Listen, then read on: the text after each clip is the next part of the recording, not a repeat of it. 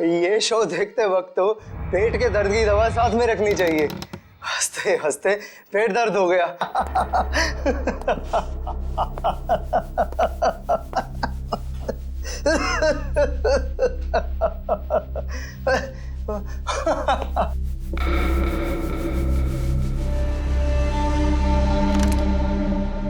कौन है ये? प्रमोद कौन है ये? बहुत खुशकिस्मत हो तुम। मौत से कुछ पल पहले इतनी हंसी और इतनी खुशी हर किसी को नसीब नहीं होती। कौन हो तुम? अंदर कैसे आए? मौत को अंदर आने के लिए किसी न्योते की जरूरत नहीं पड़ती है।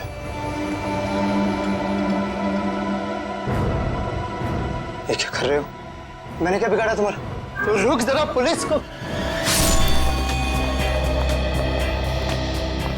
Happy birthday Tarika. Thank you Shreya. Thank you. Many happy returns of the day. Thank you Siddharth. बहुत खूबसूरत फूल है। श्रेया की चॉइस है। हाँ वो तो है, श्रेया की चॉइस तो कभी गलत हो ही नहीं सकती। हाय सिद्धार्थ। हेलो। हाय श्रेया। हाय पूर्वी। काफी देर कर दी आने में। थोड़ा ट्रैफिक मिल गया रास्ते में। अरे फ्रेडी सर, ये गपागप खा रहे हो? आप तो बोल रहे थे डाइटिंग कर रहे हो। डाइटिंग ही तो कर रहा हूँ। इसके पहले तो मैं 5-5 प्लेटें एक साथ खा जाता था। क्या बात कर रहे हो? हमारे प्लान पे तो पानी फिर गया अभिजीत। अरे ऐसे कैसे? कुछ ना कुछ तो करूंगा मैं। कैसे? हृदय, उस कमरे में तुम्हारा कोई वेट कर रहा है। मेरा वेट कर रहा है? हाँ। कौन? तुम जाओ तो सही। अरे जाओ।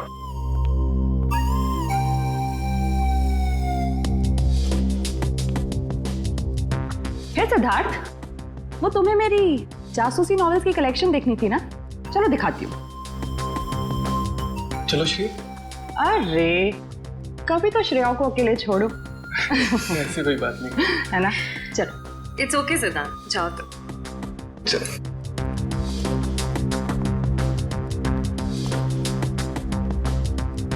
अरे श्रेया तुम यहाँ, वहाँ कमरे में कोई तुम्हारा वेट कर रहा है। कौन? अरे जाओ देखो तो सही। अरे सर।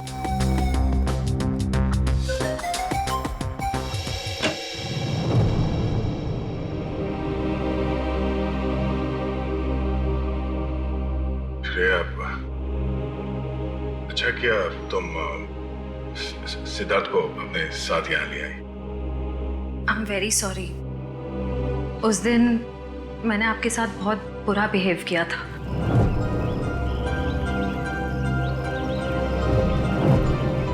छोड़ो ना, मैं भूल गया हूँ, तुम भी भूल जाओ। काश भूल पाना इतना आसान होता। जिंदगी कितनी सिंपल हो जाती है।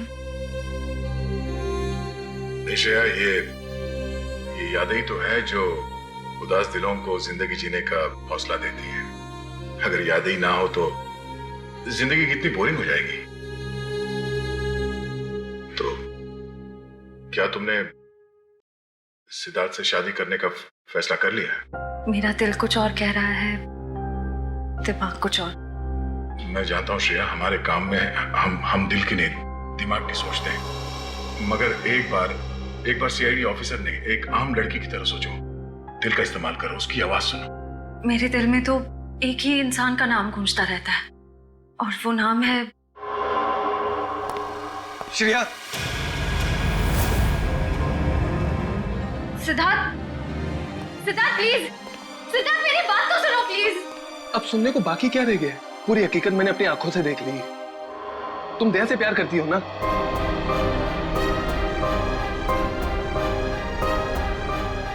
सिद्धार्थ, मैं इस बारे में तुमसे बात करने वाली थी। की क्यों नहीं? सिद्धार्थ, काम इतना होता है, मौका ही नहीं मिला मुझे। मौका नहीं मिला? I just can't believe I heard that.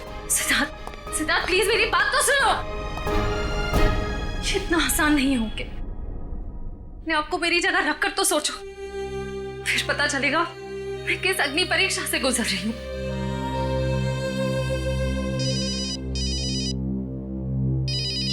Hello, कौन? सर, दोनों पति पत्नी थे, प्रमोद और शांति। सर हमने कभी सपने में भी नहीं सोचा था कि हमारे होटल में ऐसा कुछ होगा। एक मिनट, आप बाहर खड़े रहिए।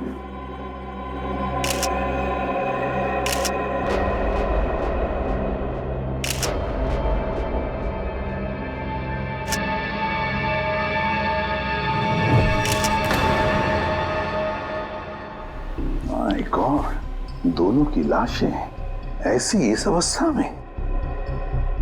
सर इतने सारे केस सॉल्व किए लेकिन इस तरह का केस कभी नहीं देखा। सर लगता है ये दोनों खूनी से विनती कर रहे थे कि वो इन्हें छोड़ दे, मगर खूनी ने जरा भी दया नहीं दिखाई। नहीं फ्रेडी, लगता है खूनी ने पहले इन दोनों को मारा और फिर यहाँ लाकर बिठा दिया, हाथ पैर बांध दिए। जिस तरह से इन दोनों को बिठाया कुर्सी में, लगता है खूनी हमसे कुछ कहना चाहता है। ये देखो, ऐसे इतनी बेरहमी से मारा है जैसे ये खूनी कोई सिर फिरा हो या फिर बदले की आग में ये सब किया है उसने। My God. सर इस प्रमोद की पीठ पे भी वार किया गया है।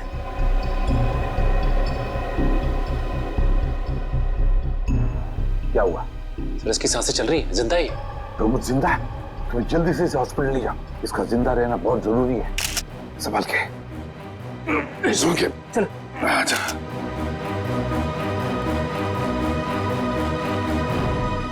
एक बात बताओ, ये खूनी अंदर आया कैसे? किसी ने देखा कैसे? नहीं सर ये सब रात में हुआ सर, और रात के वक्त इसकी ड्यूटी रहती है सर, इससे पूछिए आप। कैसे हुआ ये सब? सर कुछ देर के लिए मेरी आंख लग गई थी रिसेप्शन डेस्क के ऊपर। तुम्हें शर्म नहीं आती ये कहते हुए कि तुम्हारी आंख लगी थी ड्यूटी पर? Sorry sir. एक बात बताओ, ये दोनों प्रमोद और शांति कब से रह रहे तुम्हारी होटल में? सर पिछले 6 दिनों से रह रहे थे और आगे भी 1 महीने रहने का प्लान था सर। क्यों, कुछ बताया इन्होंने? सर प्रमोद जी की नई नई नौकरी लगी थी, नासिक से इस शहर में नए नए आए थे, उन्हें अपना घर नहीं मिला, इसीलिए होटल में रह रहे थे सर। ठीक है, जाओ। वंश, प्रमोद और शांति, इन दोनों की पूरी जानकारी चाहिए मुझे।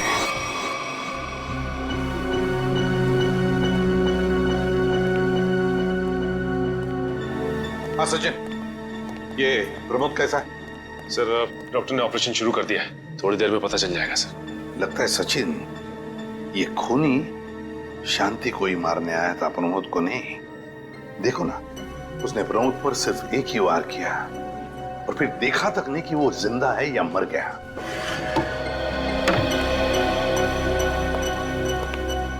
डॉक्टर साहब, कैसा है प्रमोद? हमने प्रमोद को बचा तो लिया है, मगर मगर क्या? वो कोमा में चले गए हैं। कोमा में? लेकिन डॉक्टर साहब प्रमोद को होश तो आ जाएगा ना? हम तो अपनी तरफ से पूरी कोशिश करेंगे, मगर कुछ कहा नहीं जा सकता। Thank you. कुछ भी हो, प्रमोद होश में आना ही चाहिए। खूनी को सिर्फ प्रमोद ने ही देखा है। डॉक्टर साहब, शांति की लाश से कुछ पता चला? दया, मौत की वजह तो तुम लोगों को क्राइम स्पॉट पे ही पता चल गई होगी।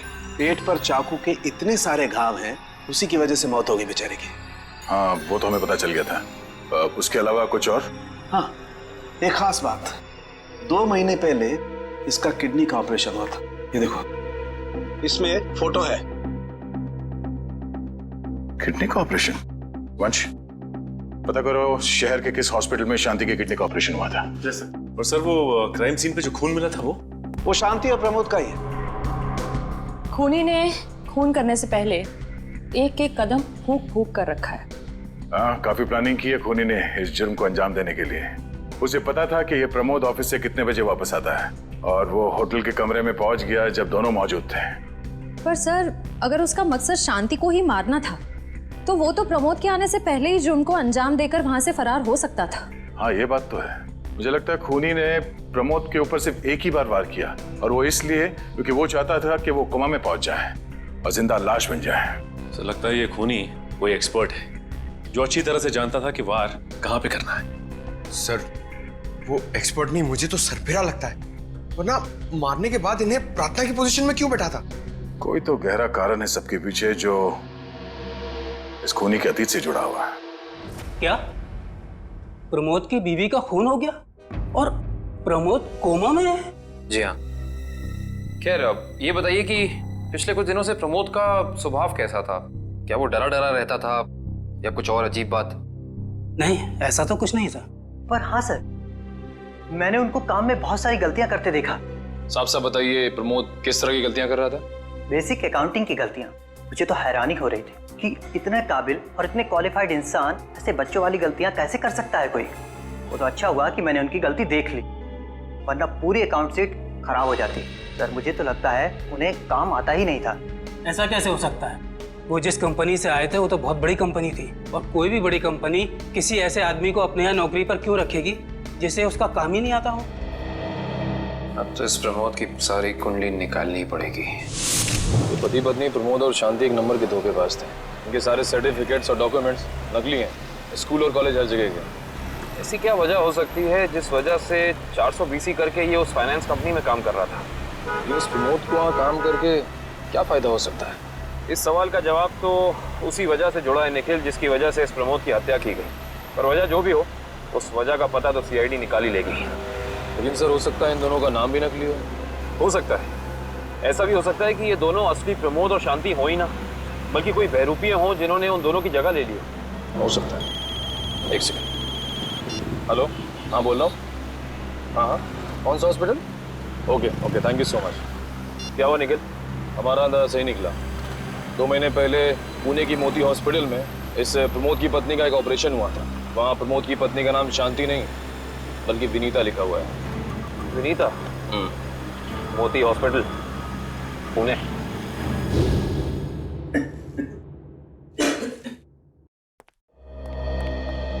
एक्सक्यूज मी, एक वक्त पे सिर्फ एक ही मरीज अंदर आएगा? हम लोग सीआईडी से। सीआईडी? मगर यहाँ मुजरिम कौन है? इसी की तलाश है हमें। एक्चुअली आपके हॉस्पिटल में 2 महीने पहले एक ऑपरेशन हुआ था, उसी के बारे में कुछ जानकारी चाहिए हमें। किसका ऑपरेशन? ये दोनों आपकी हॉस्पिटल में आए थे? ये तो मिसेस विनीता कुमार हैं। हाँ, मिसेस विनीता कुमार। और ये इनके पति, इनकी मौत हो गई? जी हाँ, विनीता कुमार का खून हो चुका है और उनके पति प्रमोद अब कोमा में है। डॉक्टर ये बताइए कि मिसेस विनीता कुमार ने किडनी का ऑपरेशन कराया था ना? जी हाँ। हम उसके मेडिकल रिपोर्ट्स देख सकते हैं? यहाँ पे तो पति का नाम त्रिलोक कुमार लिखा है। मतलब त्रिलोक बन गया प्रमोद और विनीता बन गई शांति। इस पेपर में उनके घर का एड्रेस लिखा हुआ है। चल के पता करें, शायद कुछ पता चल जाए। नहीं निखिल, कोई फायदा नहीं होगा। इनकी पहचानों की तरह इनका एड्रेस भी नकली होगा, देखना। हाँ, हमने इन्हें ऑपरेशन के कुछ रिपोर्ट्स कोरियर की थी, मगर वो कोरियर वापस आ गए थे। डॉक्टर ये बताइए कि इन्होंने ऑपरेशन का पेमेंट कैश में की थी या चेक से या किसी कार्ड से? इंश्योरेंस के जरिए। इंश्योरेंस? उस इंश्योरेंस कंपनी के कोई कागजात, कोई डॉक्यूमेंट्स हैं आपके पास? हाँ, इसी फाइल में होंगे। गुड।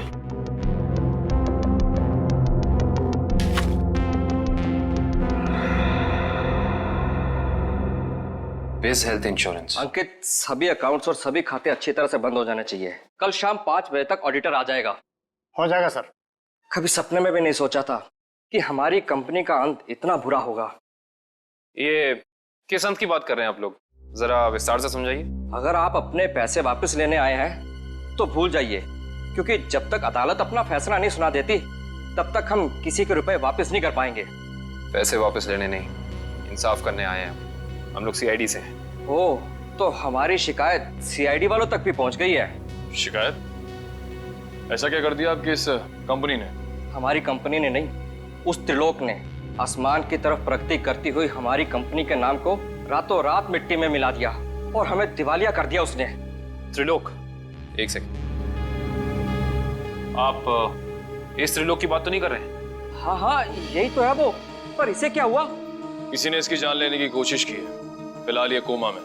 ये तो होना ही था, इतने लोगों को जो धोखा दिया इसने। किस धोखे की बात कर रहे हैं? हमारी कंपनी के क्लाइंट्स को झूठे सपने दिखाकर कहा कि सबके पैसे एक ही महीने में 2 गुना कर दूंगा, पर सबके पैसे बटोरकर 9 तो 11 हो गया वो। और क्लाइंट हमारी कंपनी से पैसे वापस मांग रहे हैं। बैंकक्रप्ट हो गया। इतने सालों से कंपनी की बनी बनाई इज्जत मिट्टी में मिल गई। खोए हुए पैसे और खोई हुई इज्जत तो फिर से कमाई जा सकती है, पर खोई हुई जान तो वापस नहीं आ सकती ना। क्या त्रिलोक ने किसी की जान भी ली है? हाँ, हमारी कंपनी के सीईओ अनुज जी, जो कि सदमे को बर्दाश्त नहीं कर पाए और दिल का दौरा पड़ने से उनकी मौत हो गई। कहीं ये सारा हमला अनुज जी का कोई करीबी तो नहीं कर रहा है अनुज जी की मौत का बदला लेने के लिए? हो सकता है। अनुज जी के परिवार में कौन कौन है? उनकी पत्नी सुधा, जो कि अभी सदमे में है, और उनका बेटा विक्की। विक्की?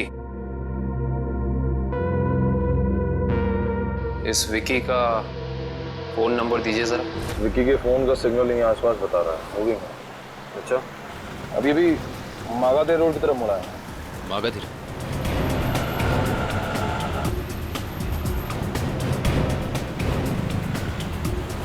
देखो सिग्नल में कुछ पता चला? एक मिनट क्या हुआ? इस विक्की के फोन का सिग्नल यहीं आसपास बता रहा है। कहीं विक्की इस बाइक पे तो नहीं? हाँ सर, हो सकता है ये विक्की है। चेक करते हैं।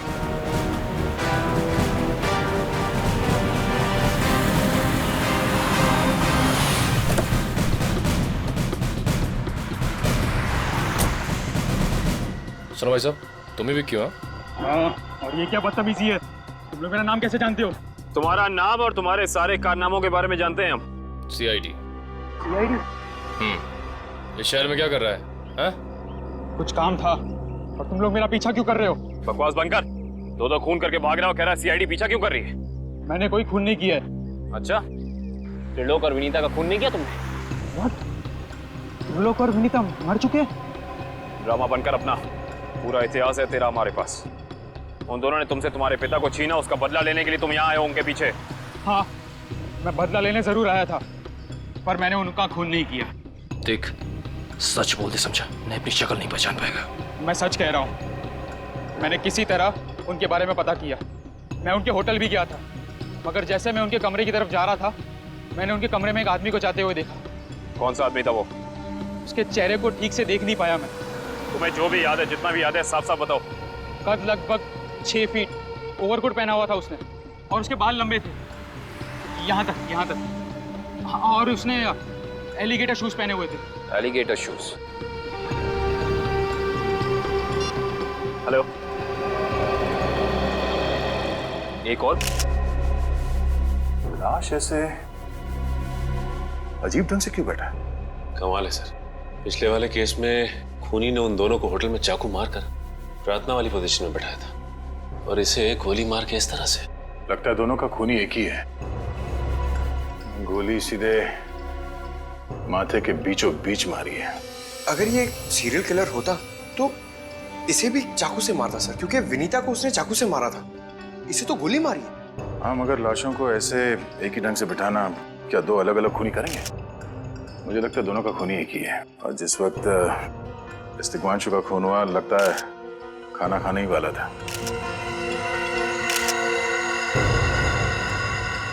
तो यहाँ पे दूसरी प्लेट भी पड़ी है, कहीं ऐसा तो नहीं कि ये तिग्मांशु की बीवी के लिए थी? मैम सब तो 1 हफ्ते के लिए गाँव गई हुई है, 1 हफ्ते के बाद लौटेगी। तो क्या घर में कोई और आदमी था जिसके लिए तिग्मांशु ने एक और प्लेट में खाना डाला? नहीं साहब। अच्छा, जब तुम घर वापस आए उस वक्त ये दरवाजा खुला था या बंद था? नहीं साहब, बंद था।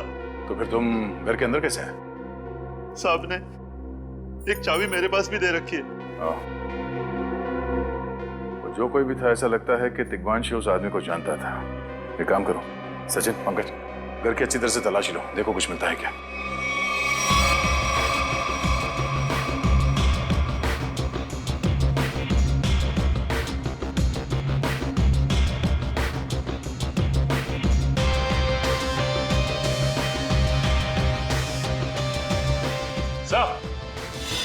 हाँ सचिन।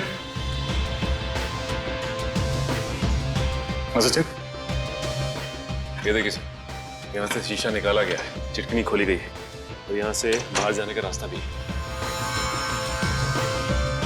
मतलब कोई अंदर यहाँ इस खिड़की से आया था? सर, लेकिन इस घर में तो सेफ्टी अलार्म भी है सर। अगर यहाँ से कोई अंदर आया है तो सेफ्टी अलार्म बजना चाहिए था, और सिक्योरिटी गार्ड को भी अंदर आना चाहिए था। अब इसका जवाब तो सिक्योरिटी गार्ड ही देगा।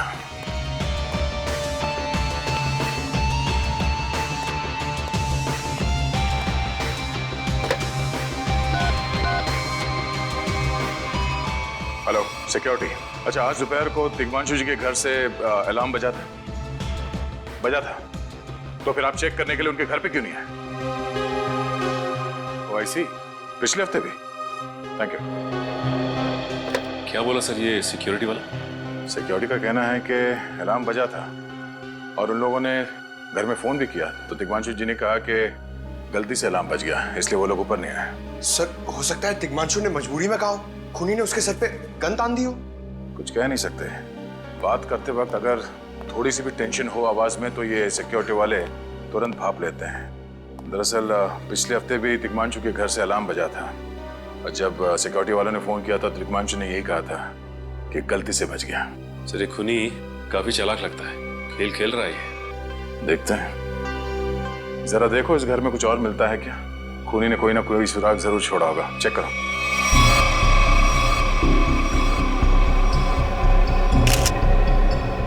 सर एक मिनट सर।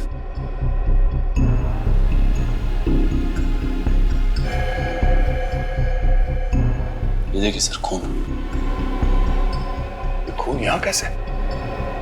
कहीं खूनी का तो नहीं है खून? ये तो डॉक्टर सालों के ही बताएंगे। वो खून किसका है ये अभी पता चल जाएगा। तारिक आती होगी रिपोर्ट लेकर के। डॉक्टर साहब, इस दिग्मांशु के बारे में कुछ और पता चला? हाँ। वो कैसे?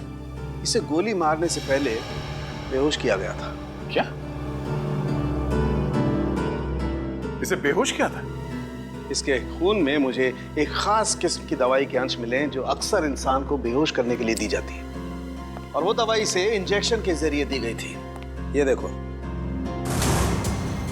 सर बहुत ही अजीब बात है। अगर खूनी इसे मारना चाहता था तो सीधा गोली मारकर इसका काम तमाम कर सकता था। फिर ये जहर की दवाई क्यों दी होगी? और सर एक और बात पता चली, दिग्मांशु जिस हालात में हमें मरा हुआ मिला था वो एंशिएंट कल्चर के हिसाब से प्रार्थना करने की पोजीशन, खाना खाने से पहले। तो फिर तो शांति और दिग्मांशु दोनों का खूनी एक ही आदमी है। ये खूनी के लिए ये हत्याएं जुर्म नहीं, एक जश्न है। इसीलिए उसने टेबल पे ये प्लेटें सजाई, उसमें खाना रखा, एक अपने लिए और एक दिग्मांशु के लिए। और सर, दिग्मांशु को प्रार्थना की पोजीशन में बैठा के उसने गोली मार दी। सर मैंने कहा था ना, ये खूनी एकदम सरफिरा है सर।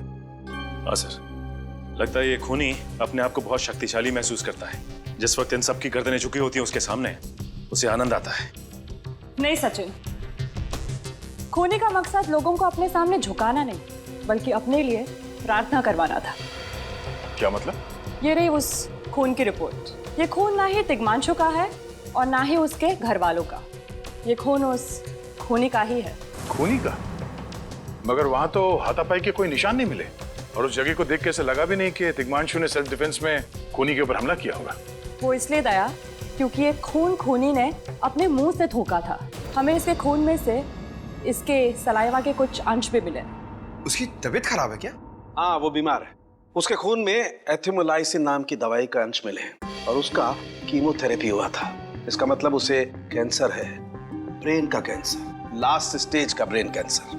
इसीलिए वो लोगों से अपने लिए प्रार्थना करवा रहा है ताकि उसकी बीमारी ठीक हो जाए। हमारे क्रिमिनल डेटाबेस में चेक करो, पता करो ये कोई पुराना पापी तो नहीं है। नहीं सर, उस खूनी का हमारे क्रिमिनल डेटाबेस में कोई रिकॉर्ड नहीं है। कोई इतिहास नहीं है? नहीं सर। सर, दिग्मांशु की पूरी कुंडली निकाल के लाओ सर। प्रमोद की तरह इसकी पहचान भी नकली है। What? हाँ सर, ये देखिए, उसका असली नाम राकेश है और जिस तरह प्रमोद को चासू बीसी की आदत थी, ठीक उसी तरह राकेश भी भूली भाली लड़कियों को फंसाता था शादी के झांसे में। कई लड़कियों ने आत्महत्या की है इस दिग्मांशु और राकेश के चक्कर में। हाँ सर, शादी के बाद उनके पैसे लेके ये गायब हो जाता। सर इसका मतलब खूनी ने दो ऐसे लोगों को मारा जो पहले से मुजरिम थे। शायद उसने सोचा होगा कि मरने से पहले कुछ अच्छे कर्म कर लूं। नहीं श्रेया, जरूर कोई रिश्ता रहा होगा उसका इन दोनों अपराधियों के साथ।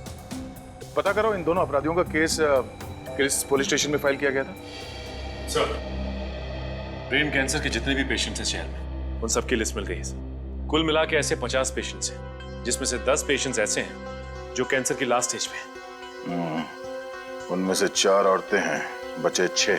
हाँ सर, और इन 6 में से 4 ऐसे हैं जो 70 साल से ऊपर के बुजुर्ग हैं। अब बचे 2, ये उदय और भानु। तुम इन दोनों से मिले? हाँ सर, ये उदय 6 महीने से हॉस्पिटल में है और भानु? भानु सर 1 महीने से हैदराबाद में। ये कैसे हो सकता है सचिन?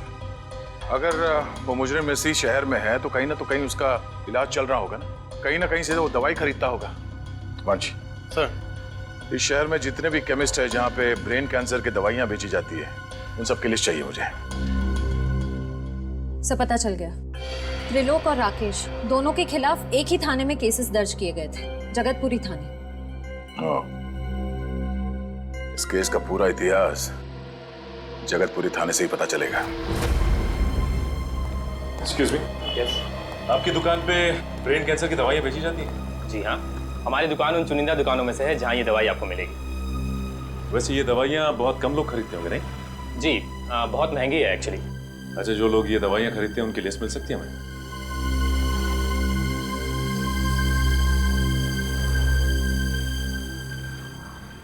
ये रही वो लिस्ट।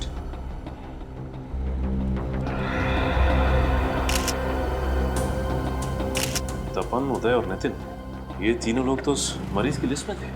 अच्छा, आपको पूरा यकीन है कि इनके अलावा और कोई नहीं आता ये दवाई लेने के लिए? जी नहीं, लेकिन हो सकता है कोई गैर कानूनी तरीके से ये दवाई खरीद रहा हो। ये दवाइयाँ काफ़ी महंगी है ना, आम आदमी इसका खर्चा नहीं उठा सकता।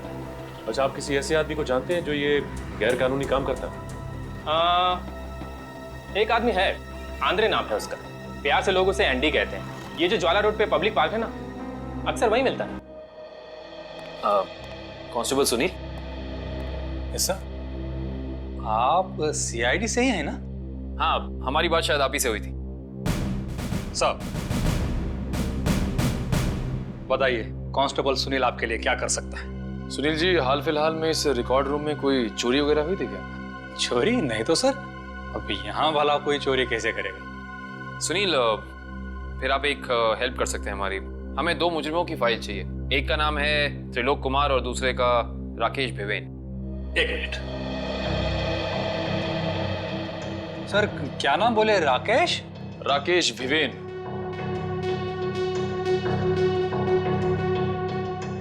कमाल है, इसकी फाइल तो है नहीं यहाँ। अच्छा, वो दूसरा नाम क्या बोले? त्रिलोक? त्रिलोक कुमार। इसकी भी नहीं है? दोनों की फाइल्स नहीं। हाँ सर, लेकिन यहाँ पर चोरी की तो कोई घटना नहीं घटी। पता नहीं फाइलें गायब कैसे हो गई।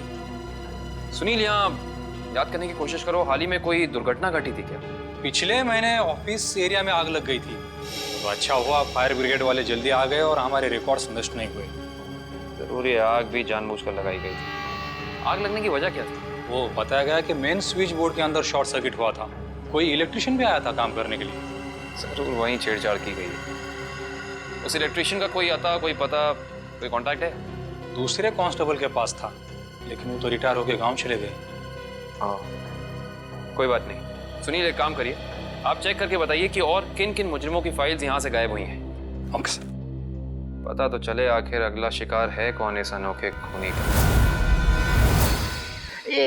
ये ले पैसे। अरे ये दवाइयाँ तो असली है ना।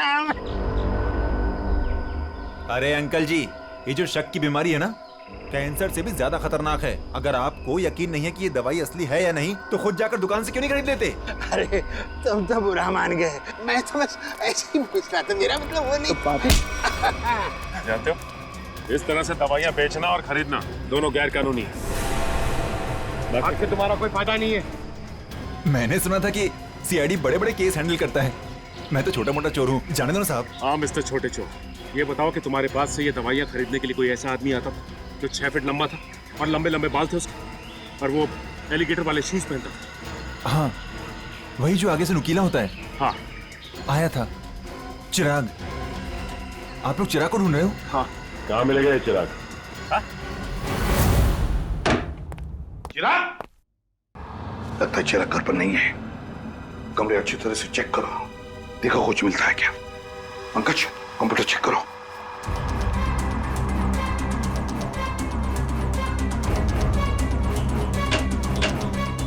सर, ये देखिए, पूरी अलमारी गन्स और चाकू से भर रखी इस चिराग ने। My God. सर, हाँ, अंदर के कमरे में से ये खून से भरे हुए कपड़े मिले।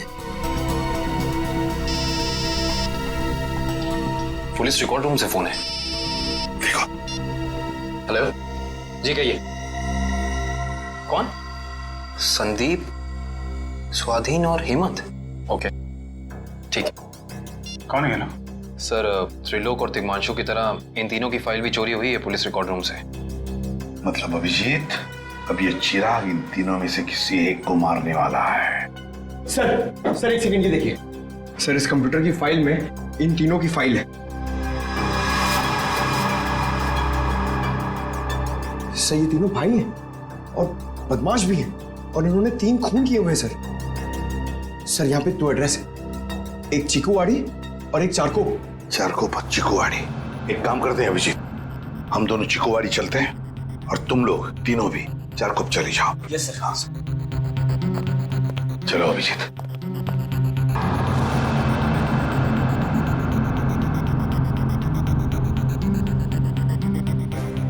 क्या हुआ सर? अभिजीत, ये पेन, ये मेरा पेन है अभिजीत। आपका पेन? यहाँ पे कैसे सर? ये पेन मैंने जग्गा को दिया था, जग्गा को। जग्गा सर? वो आपका खबरी? हाँ अभिजीत, मेरा खबरी। मगर जग्गा तो मर चुका है सर। हाँ अभिजीत, तो मर चुका है, लेकिन जिस खून में तलाशी करने में मदद की थी जग्गा ने हमारी, उस वक्त वो खून भी इसी तरह हो रहे जैसे आज हो रहे हैं। खून करने के बाद लोगों को प्रार्थना की पोजीशन में रखा जाता है। चलते हैं सर। नहीं अभिजीत, क्योंकि अभिजीत जिस तरह से वो खून किए जा रहा है, लगता है मुझे संदेशा भेज रहा है, मुझे मिलना चाहता है अकेले में।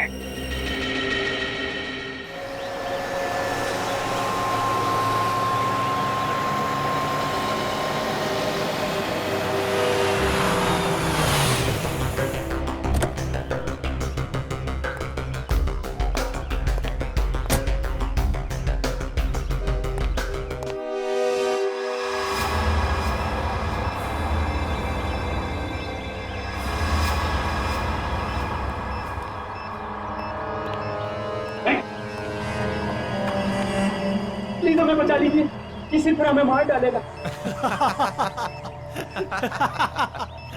घबराओ मत, मैं इसे भी प्रद्युम्न हूं, कुछ नहीं होने दूंगा तुम्हें। इनकी बातों को ज्यादा सीरियसली मत लेना, इन्हें तो झूठे वादे करने की आदत है, और इतनी बड़ी बड़ी बातें करने से पहले एसीपी जरा मेरा इंतजाम तो देख लो।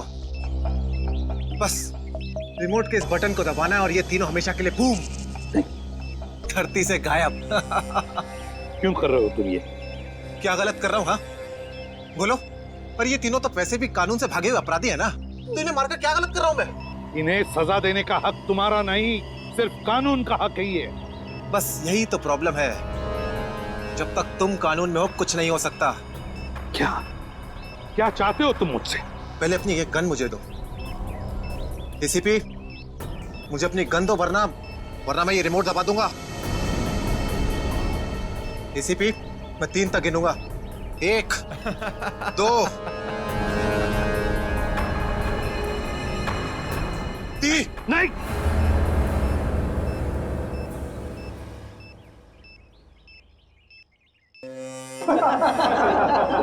बहुत अच्छे।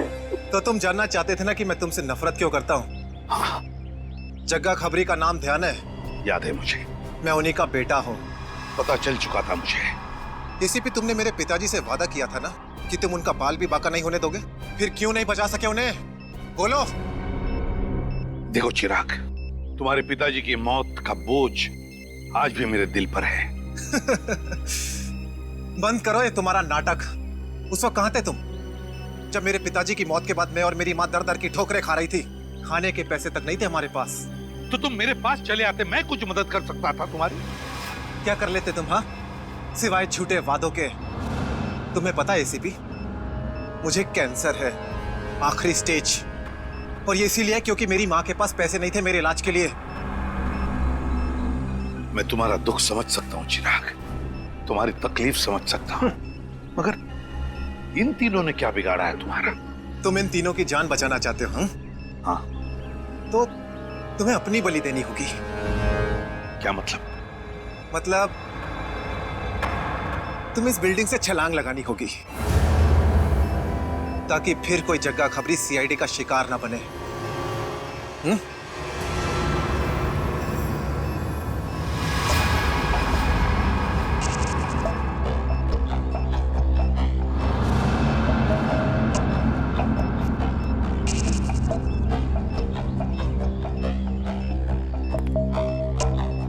ठीक है, मंजूर है।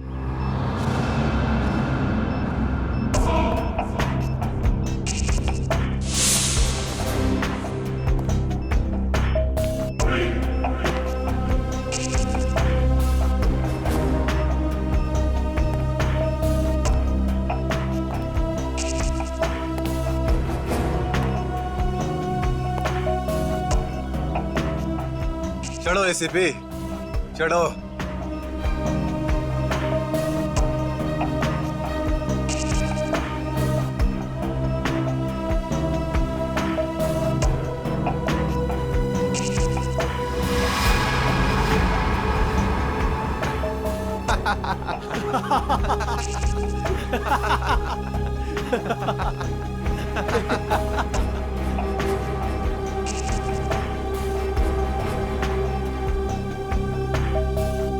ऊपर जाकर मेरे पिताजी से माफी जरूर मांग लेना।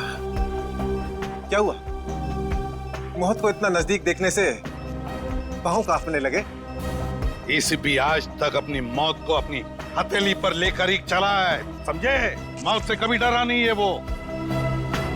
इतनी बड़ी बड़ी बातें, अब बातों का वक्त नहीं है, अब एक्शन का वक्त है। कूदो एसीपी, छलांग लगाओ और अपनी ये बेहतरीन जिंदगी को अलविदा कह दो। चलो।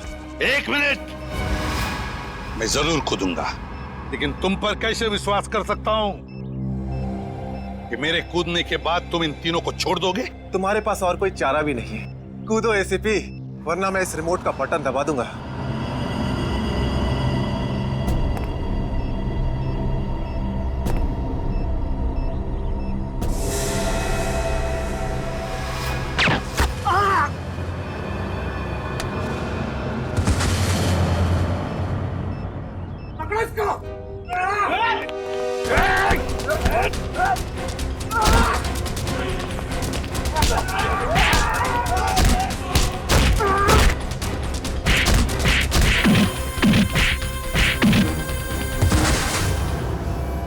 बस मिस्टर चिराग, बहुत चला लिया न्याय की अदालत।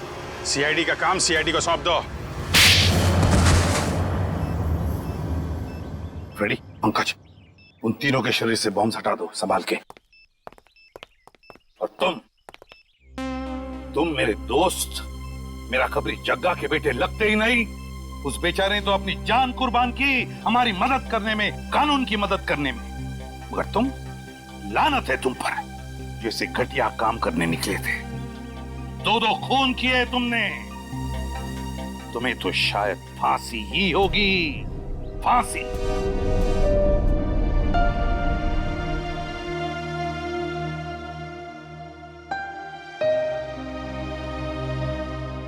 बड़े बुजुर्ग कह गए कि अगर कोई चिंता सताए तो उस चिंता को अपने कलेजे के अंदर अंगार बनने नहीं देना चाहिए। कलेजा चल जाता है।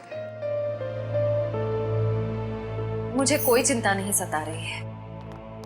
In fact I think I am the luckiest girl in the world right now. CID में सब मेरे काम से खुश हैं। मेरे पास तुम दोनों जैसे दोस्त हैं। मेरी शादी होने वाली है। एक लड़की को और क्या चाहिए होता है? शायद प्यार। प्यार भी तो है ना मेरे पास। मम्मी पापा का प्यार, दोस्तों का प्यार और सिद्धार्थ का प्यार। जुबान की बात दिल से मेल नहीं खा रही है श्रेया। मतलब ये कि दिल की बात जुबान पे लाने का वक्त आ गया है श्रेया। वो श्रेया कहाँ गई? हाँ, जो अपने सारे डिसीजंस खुद लेती थी, जिसे पता था कि उसको अपनी जिंदगी में क्या चाहिए। हाँ श्रेया, अब वक्त आ गया है। तुम्हें किसी एक को चुनना ही होगा। और अगर तुमने एक स्ट्रॉन्ग डिसीजन नहीं लिया ना, तो उसका असर तुम्हारी जिंदगी पर नहीं, बाकी 2 जिंदगियों पर भी पड़ेगा। मैं क्या डिसीजन लूं? किसे चुनूं? उस इंसान को जिसे मैं बहुत प्यार करती हूं, पर उन्होंने कभी अपने प्यार का इजहार नहीं किया, या शायद वो मुझसे प्यार करते ही नहीं, या फिर उस इंसान को जो मुझसे बहुत प्यार करता है मुझे पलकों पर बैठा कर रखता है। मगर यहाँ पे इम्पोर्टेंट सवाल ये है कि तुम किससे प्यार करती हो? नहीं तारिका, यहाँ ये बात इम्पोर्टेंट है कि अब मैं पीछे नहीं हट सकती। मेरे किसी भी डिसीजन से ना सिर्फ सिद्धार्थ को बल्कि उसकी और मेरी फैमिली को बहुत दुख होगा। बच्चों जैसी बातें मत करो श्रेया। हर माँ बाप चाहते हैं कि उनके बच्चे को जिंदगी की हर खुशी मिले। तुम सिद्धार्थ के साथ खुश नहीं रह पाई तो क्या अंकल आंटी खुश रह पाएंगे? और अगर तुम खुश नहीं रही तो क्या सिद्धार्थ खुश रह पाएगा? तुम्हारा एक कदम श्रेया बहुत सारी जिंदगियों को अफेक्ट करेगा। तुम बस दिल से काम लो। देखो, दिल हमेशा सही रास्ता दिखाता है। ठीक है, अब से मैं अपने दिल की बात सुनूंगी। अगर मैं किसी भी कदम पर कमजोर पड़ जाऊं तो तुम दोनों को मुझे सही रास्ता दिखाना होगा। हाँ, लेकिन एक शर्त पे। कैसी शर्त? तुझे आइसक्रीम खिलानी पड़ेगी। Of course. So sweet.